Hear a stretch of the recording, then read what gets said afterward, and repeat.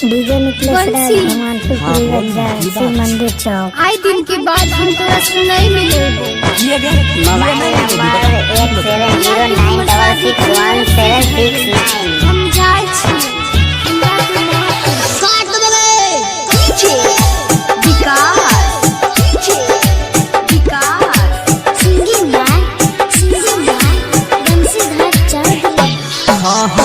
कलियो भरोसा तोरा परनिया तोर दलही हमरा विश्वास गे जोई में ससुर भाई अपना डोली में चढ़ के शमशान जैतो हमर नहास गे जोई में ससुर भाई अपना डोली में चढ़ के शमशान जैतो हमर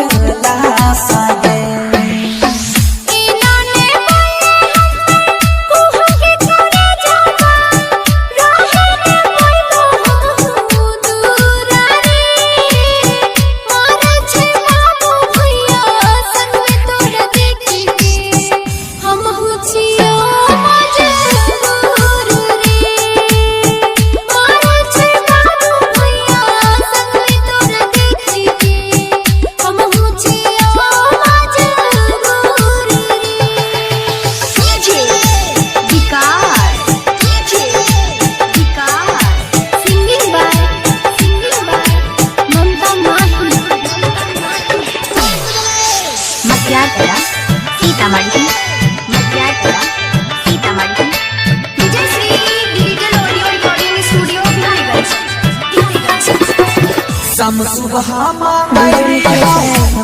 भगवान से मिल गए ओकर परिना गे बाबू भैया के चलते हमारा छोड़ के जोई अचरा में